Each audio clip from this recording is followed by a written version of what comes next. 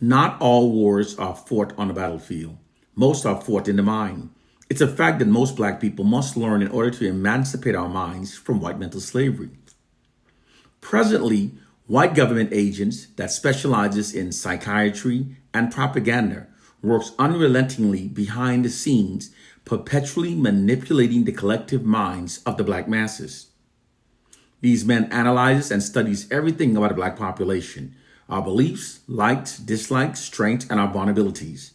This surveillance information is gathered and decisions are then made on which fraudulent stories to produce to best create certain psychological feelings among the black masses that assist the white society in maintaining its social dominance and control over the black population. These men govern our minds, molds our opinions, and shapes our perceptions in ways that serves and protects the system of white supremacy. These men are the true reasons why many black people now perceives ourselves as being our own worst enemies and reveres Caucasians in spite of a brutally horrific history of the contrary. Our collective condition has never been caused by silly slave syndrome myth. It has always been the socially engineered results of these white men. They are comprised of white government officials, agents, social engineering scientists, and propaganda designers. Their core mission is to feed so much disinformation into the black community until virtually everything believed by the black population are lies that hinders our ability to unify and liberate ourselves against white oppression. These men prevents black people from developing the proper counter strategies that are necessary in order to liberate ourselves by keeping our understandings of our plight and conditions flawed. Because they know that as long as our understandings remains flawed, then all of our liberating strategies and remedies that stem from those misunderstandings will also be flawed. This is why they have millions of black people now believing that our collective mindsets and that we're being controlled by the silly slave syndrome's myth. That silly myth presents what would in fact be the least effective method and least plausible scenario used for controlling generations of millions of people. It's simply not how true brainwashing is achieved. True brainwashing requires a system that is being constantly reapplied and reinforced upon the minds of the targeted population in order to remain effective.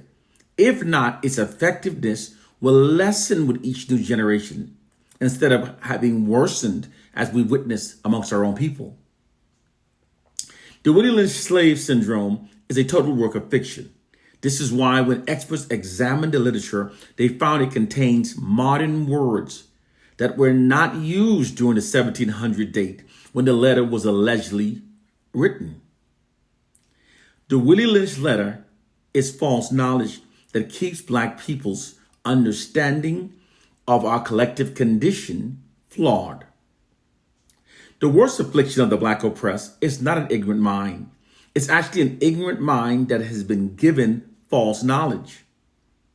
Because an ignorant mind might continue to seek for the liberating truth, but an ignorant mind that has been given false knowledge, believing that it's true, stops searching for the liberating truth, thus becoming mentally enslaved by the false knowledge. Keeping our understandings flawed is also the reason why they have so many black people believing that our plight is connected to the Bible. The belief that a Bible written by history's proven most ungodliest group of people contains the true words of God is in fact an idiotic belief. And the belief that a Bible that was brutally beaten into the blood-soaked minds of our enslaved ancestors by their ungodly enslavers will now set us free is an even more idiotic belief. Black Bible believers are clearly not critically thinking. A thorough research easily proves that the Bible and the Willie Lynch letter are both works of fiction.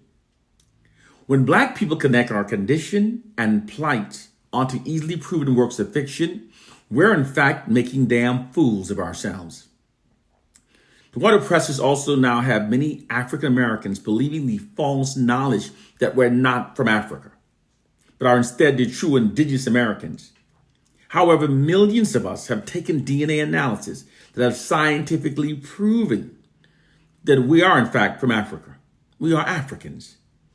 The narrative that we African Americans are not from Africa is false knowledge that's designed to divide us from Native Africans.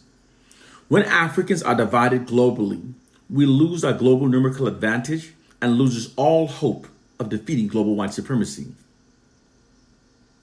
The most idiotic false knowledge they've gotten millions of us to believe is that we made the N-word ours and that using it now ridiculously empowers us. The truth is that those white men manipulated millions of African Americans to self-identify ourselves as niggers through a tactic known as a self-fulfilling prophecy propaganda campaign.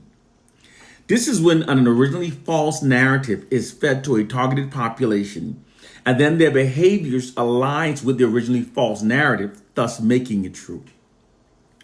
White propagandists created the false narrative that black people made the N-word ours. Millions of African Americans then accepted it and started calling themselves niggers, thus making the false narrative now true. This isn't some feeble-minded conspiracy theory. Self-fulfilling prophecy propaganda is a well-proven social science tactic that white oppressive forces routinely deploys against African Americans. First, those of us that are the most gullible and naive accepted the false narrative that we made the N-word ours and began using it. Then others began doing so by what's called the herd mentality. Herd, H-E-R-D. The herd mentality is the tendency for people's behavior or beliefs to conform to those of the group to which they belong, regardless of how ridiculous those beliefs and behaviors may be.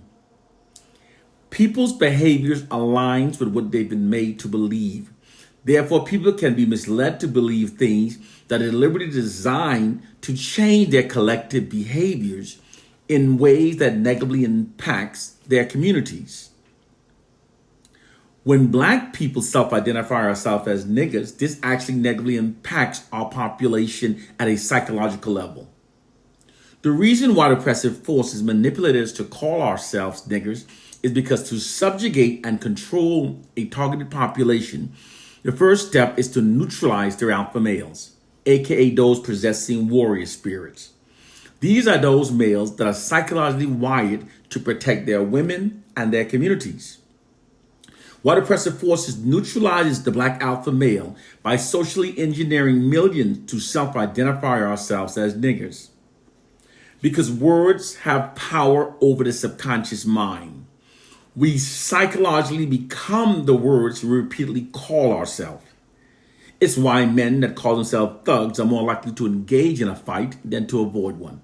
It's also why women that proclaim themselves as being bitches often becomes stubbornly unreasonable. We subconsciously become the words we repeatedly call ourselves. It's a psychological phenomenon that white social scientists have thoroughly researched. When we repeatedly call ourselves niggers, this conditions us to perceive ourselves through a false inherent subordinate identity that aids the white society in maintaining its social dominance over us. Currently, many black men believe that they're making an impactful statement when declaring themselves as being real niggers. But the truth is that white social scientists intentionally attach the term real niggers to hyper-black masculinity in order to get the naive and gullible black men to insist that they're real niggers. Those black men are in fact ignorant of their own ignorance. I will not be silenced to appease black ignorance. I'd rather lose black friends for telling the black liberating truth than to endorse idiotic beliefs in order to hold on to ignorant, mentally enslaved black friends. The truth is that calling ourselves niggers actually negatively impacts us on a subconscious level. When we call ourselves niggers, we also dehumanize each other. This makes it much easier to mistreat and even kill each other. The white prison industry is filled with black men that have been programmed to use the N-word. White social engineering scientists deliberately program millions of us to do so to meet this objective. White oppressive forces have placed an elaborate negative spell upon the subconscious minds of millions of African Americans with the N-word. When we call ourselves niggers, this also separates us from our unifying African heritage.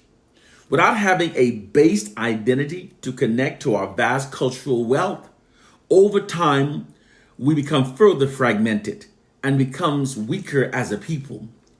We can then be made into anything the white oppressors wants us to be. Every couple of decades, white oppressive forces creates and feeds false information into our communities that are designed to keep us functioning under the original negative spell cast by the N-word.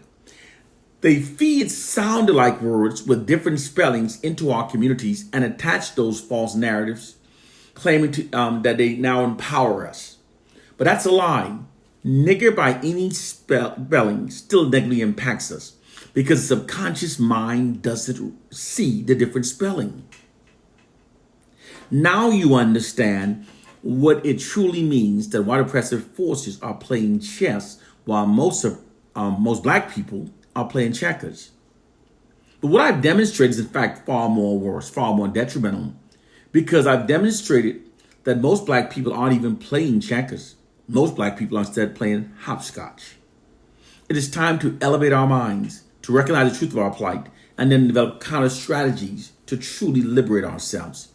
Brothers and sisters, time to wake up to our reality. The time of believing in things that insult our own intelligence is over. We have now reached the era of the awakening. One love and peace.